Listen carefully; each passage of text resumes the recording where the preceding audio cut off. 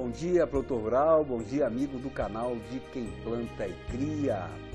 Terra Viva Sustentável está começando agora, um programa que discute as boas práticas no campo e traz dicas para melhorar a renda e a qualidade de vida na propriedade rural. No programa de hoje, recebemos aqui o engenheiro agrônomo Fernando Braz Tangerino, professor da Universidade Estadual Paulista, a Unesp de Ilha Solteira. O professor Fernando é um fera aí na área de irrigação, de agricultura irrigada, um apaixonado por esse tema, tem muita coisa para contar para a gente e vai ensinar para a gente principalmente como a gente usar a água e as tecnologias de irrigação de forma racional. E o amigo pode acompanhar toda a programação daqui do seu canal de Quem Planta e Cria também pela internet, no endereço tvterraviva.com.br. Esse é o portal do Terra Viva na internet, é uma página cheia de informações frescas para o amigo ficar sempre muito bem atualizado, muito bem informado. Quer participar do nosso programa, quer mandar alguma pergunta, alguma sugestão? Liga para o Terra Viva, 11 3131 3719, o endereço eletrônico é terraviva-sustentavel@tvterraviva.com.br. Professor Fernando, prazer enorme receber o senhor aqui, conversar sobre esse assunto tão importante para a nossa agricultura. Obrigado, bom dia, professor. Bom dia, Tobias. É uma satisfação, um prazer estar aqui no seu programa e poder conversar de fato sobre agricultura irrigada, algo que muito importante e que a gente acredita ser um dos caminhos para a modernização da nossa agricultura. Pois é, eu não tenho dúvida. E olha, gente, só para o amigo ter uma ideia aí, né? A última fronteira agrícola brasileira é a fronteira da produtividade. Então, esse é o grande desafio que a gente tem, a grande barreira que a gente tem para ultrapassar. E no nosso país hoje, nós temos cerca de 5 milhões e 500 mil hectares irrigados, com agricultura irrigada. Isso numa área do quê, professor? De 140 e poucos milhões de hectares agricultáveis, né? Perfeito. É isso aí, né? Seria isso. Ou seja, a gente podemos avançar muito. Podemos, mas é importante, Tobias, nem toda essa área de agricultura ela é ideal para a irrigação. A agricultura irrigada ela deve ser feita nas melhores terras. E as melhores terras do país hoje, ela é estimada em 30 milhões de hectares. 30 milhões de hectares que seriam terras com fertilidade média alta, com topografia adequada. E irrigáveis. Irrigáveis. Então, a irrigação deveria ser colocada nessas áreas.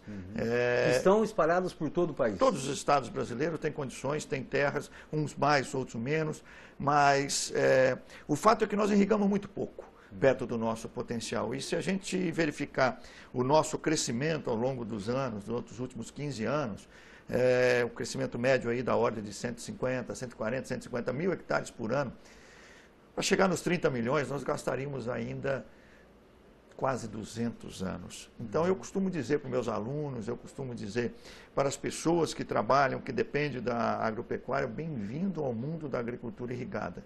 É um mundo potencial que tem muito para se fazer. O Brasil não vai deixar nunca de exercer a sua vocação agrícola, agropecuária. O Brasil é um país com vocação agrícola e tem muito para avançar. Já avançamos muito, mas temos muito para avançar. Ó, ficou alerta aí do professor, hein? Os carcanhar rachado que estão fazendo agronomia, aí, engenharia agrícola, né? Olha, tem campo aí para irrigação. Então, você que não definiu ainda a sua área de especialização, irrigação é um caminho. Depois o professor vai deixar uma página na internet aí para você conhecer um pouco mais dessas propostas de irrigação e das perspectivas também para essa área aqui no Brasil. Agora, professor, vamos falar um pouquinho para o nosso amigo que está lá em casa, né, que não tem intimidade com tecnologias de irrigação, com agricultura irrigada. Quais as vantagens? Então, por exemplo, a gente pegar não sei se é possível até comparar, se é honesto comparar, né? Mas se for possível. Uma cultura de sequeiro, produtividade X, a mesma cultura irrigada, produtividade Y. Qual que é a... Bom, Tobias, primeiro que depende da região que você está inserido, né? Se você pegar o Nordeste, as condições para se fazer uma agricultura são totalmente temerárias, né? Se você pegar o Centro-Sul, onde nós temos um regime chuvoso, sofre de veranicos, Então, a relação é outra. Mas, de qualquer maneira, o ganho de produtividade, pela certeza de que você vai ter a água ao solo, você pode colocar em termos médios aí 2 a 3 vezes de produtividade. Mas mais do que isso, é a agregação de valor a essa produção. Por que essa agregação? Porque você ganha de 2 maneiras. Você ganha na elevação da produtividade, portanto, na produção final, e você ganha também no preço final do produto. Porque uma das grandes vantagens de se contar com sistemas de irrigação é a possibilidade de escolher o momento de plantar e também a cultura para cada momento. Então, essa liberdade de cultura e época de plantio, só a irrigação lhe permite. Agora, professor, mesmo para quem é irrigante, o zoneamento agroclimático está valendo, né? Ajuda demais também, né? O zoneamento agroclimático ele é uma ferramenta importantíssima para definir, inclusive, quais são os períodos críticos. Quando você vai adquirir um sistema de irrigação, Tobias, existem algumas maneiras para você começar o projeto. Uma delas é você definir a lâmina a ser aplicada pela máxima demanda, sem considerar a eventual chuva. Ou seja, o momento mais crítico de ausência de água. Perfeito. Tá. Só que você vai necessitar de um investimento maior. Certo. Tá? Uma outra possibilidade é você trabalhar com os déficits. E aí o zoneamento agrícola que provém do balanço hídrico, para se fazer os mapas de aptidão, antes disso, foram feitos os balanços hídricos de cada região. O que é o balanço hídrico? É uma quantia de mais e menos. Mais é chuva, menos é evapotranspiração. Evapotranspiração é uma palavra muitas vezes difícil do produtor até pronunciar, mas nada mais é do que a perda de água por evaporação do solo e transpiração das plantas. Então isso manda a água para cima. A chuva traz. Essa contabilidade de mais e menos, como a nossa conta bancária, há muitas regiões não fecha. E na maior parte do Brasil, em alguma época do ano, você tem um déficit. Então você pode projetar também para tampar esse buraco dos déficits. Nesse caso, você vai ter um investimento menor, mas você corre o risco também de, se um veranico extenso, uma falta de chuva quando ela deveria vir, como aconteceu na safra do ano passado no Rio Grande do Sul, o impacto da perda de safra no Rio Grande do Sul desencadeou uma série de medidas governamentais.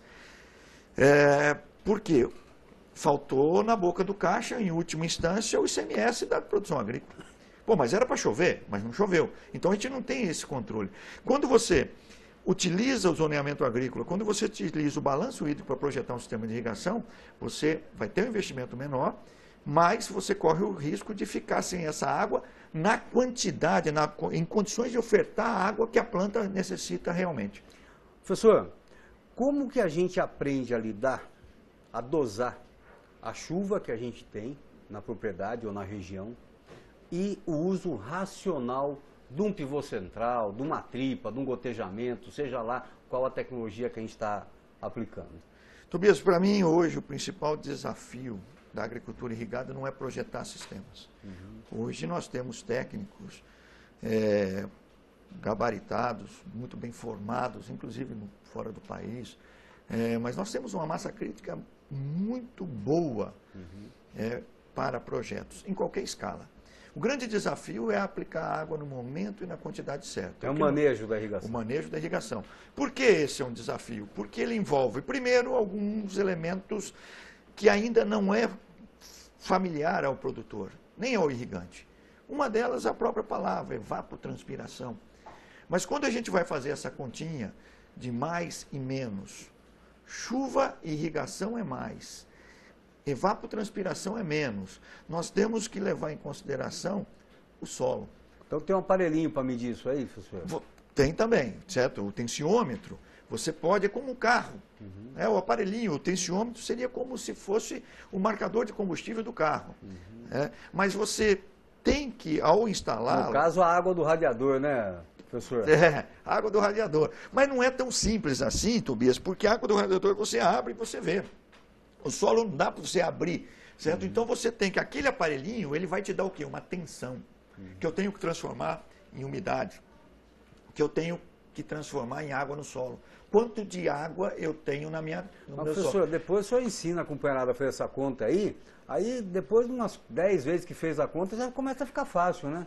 Mas aí surge um outro problema, certo? É uma operação que o produtor tem que fazer todo dia. E ele já está sobrecarregado de atividades, certo? Então, muitas vezes ele deixa de lado, então ele passa a usar o botômetro, que é a bota, certo? E isso não é legal. Por que não é legal? Porque quando você tem sede, você toma a quantidade de água que você necessita, você decide. A planta não... Quem decide por ela é o homem também. Então, se eu coloco bastante água, eu não consigo produzir tudo que seria o potencial. Porque se eu tomar bastante água, eu fico pesado. Eu vou ficar com sono.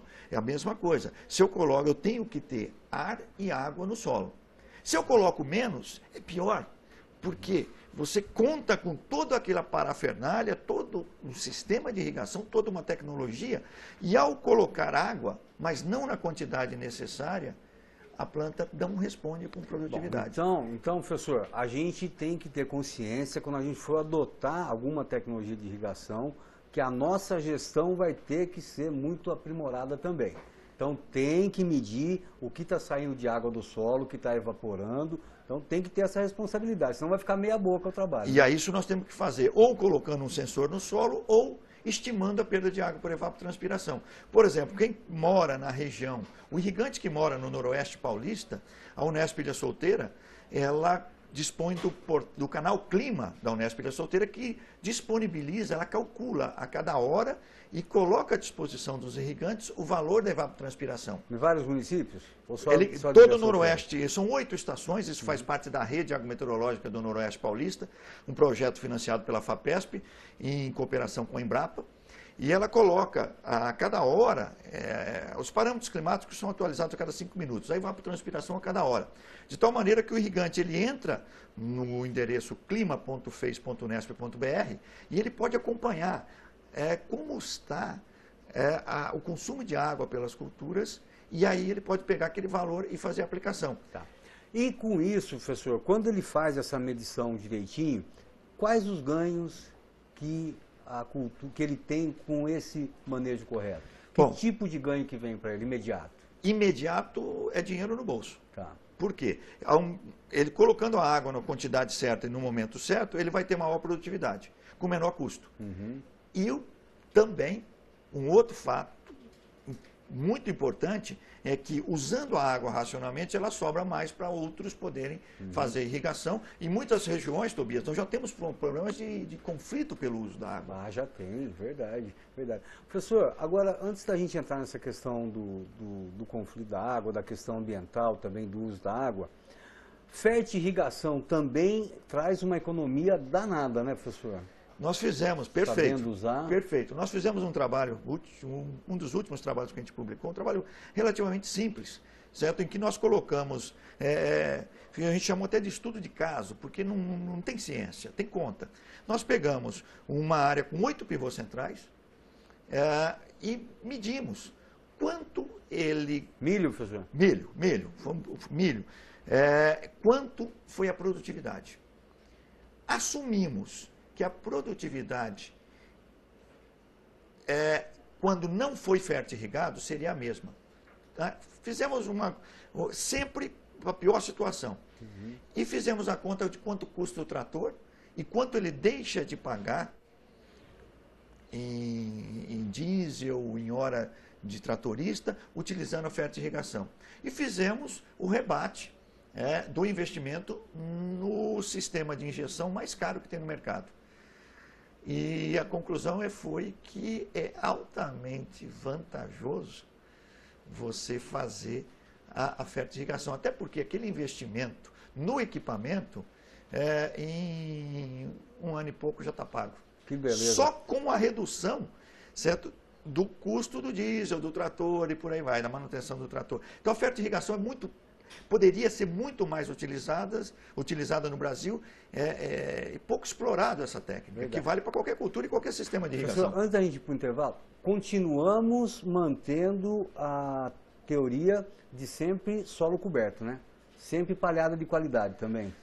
Todas as técnicas que levem à conservação da água na bacia, infiltração da água ao invés de escorrer, deve ser incentivada, deve ser ao extremo. Professor, questão legal, legislação ambiental, outorga do uso da água, uso da água, como que tá? Nós temos essa política nacional de irrigação, né? Agora já é um fato aí, a gente tem isso para o produtor ter um marco regulatório. Como é que está essa questão ambiental e essa nossa política de irrigação? Tobias, a Política Nacional de Irrigação, sancionada pela presidente Dilma em 14 de janeiro, todo mundo fala que a agricultura irrigada, irrigação é importante. O mundo todo fez irrigação e como fator de desenvolvimento socioeconômico. Mas o Brasil não tinha uma legislação que valorizava uma política de Estado. Hoje ela tem uma política de Estado. O desafio é o governo implementá-la. Quanto tempo ficou em discussão no Congresso? 17 anos. Quanto? 17 anos. Repita. 17 anos. Nossa. Gente, 17 anos discutindo a aprovação da Política Nacional de Irrigação. 17 anos. Então, o que acontece? Ela tem instrumentos. De fato, ela tem instrumentos para que nós possamos avançar bastante. Quais os principais pontos que o senhor considera? Ela prevê recursos para capacitação de técnicos, ela prevê recursos para investimento, ela desburocratiza, ela dá tempo para que a questão ambiental seja destravada. E onde que ela é negativa, professor? A lei. Existe uma controvérsia nos vetos. Né? A legislação previa que fosse permanente aquela tarifa diferenciada da água que a gente chama de tarifa boêmia. Mas houve um veto e essa é uma questão que faz muitos anos que essa tarifa diferenciada existe, mas ela, de alguma maneira, ela é transitória. Tá. Agora, professor, voltando para a questão ambiental, né, o senhor falou no começo do programa que em algumas áreas do nosso país já tem conflito por causa pelo uso da água, né?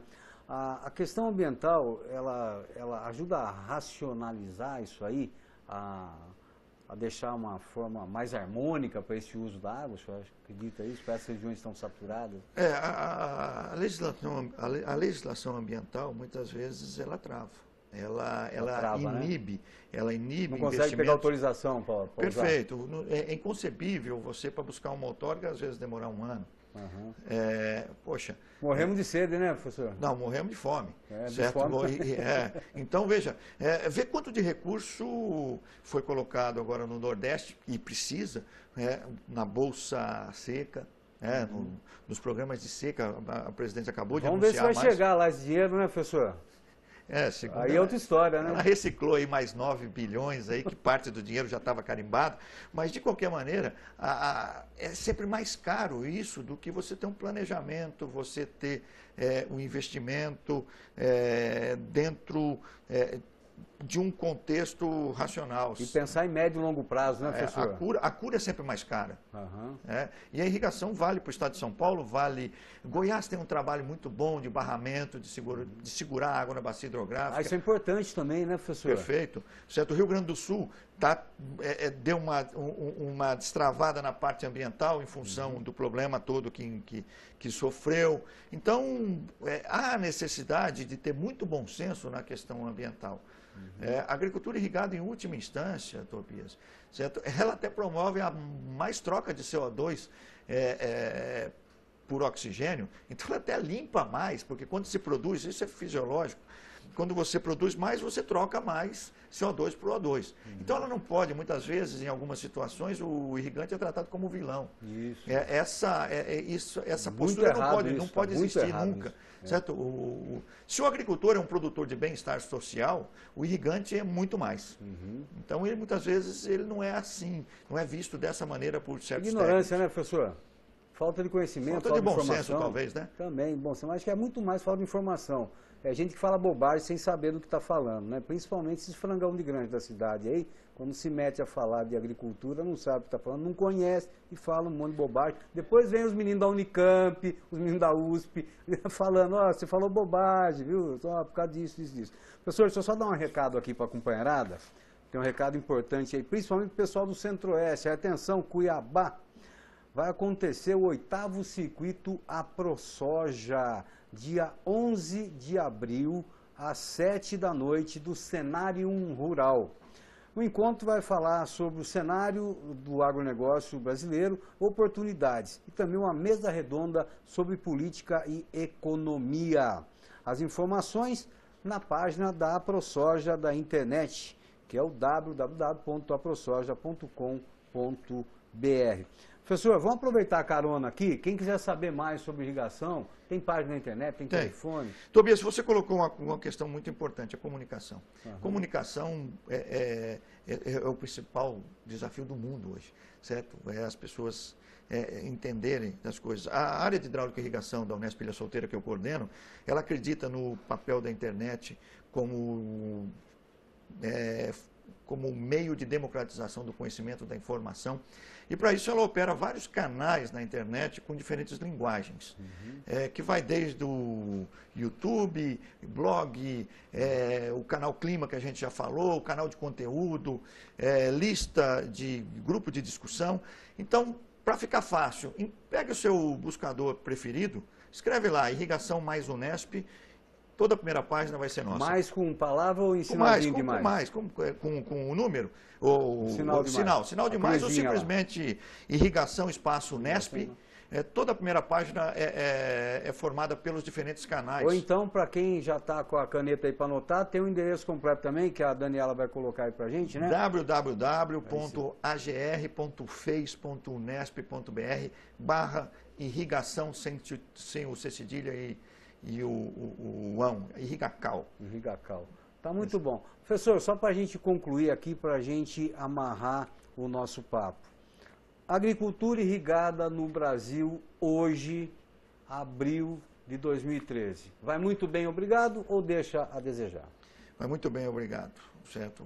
Com um potencial enorme pela frente e com profissionais excelentes, empresas. Hoje, todas as empresas de irrigação do mundo estão no Brasil. Perfeito. Professor, parabéns pelo seu trabalho, viu? Sucesso lá na Unesp. O senhor continue incentivando a molecada a estudar cada vez mais e obrigado por ter aceito o convite da gente. Obrigado, professor. Obrigado pela oportunidade. O programa de hoje vai ficando por aqui. Um abraço para todo mundo e até o nosso próximo encontro.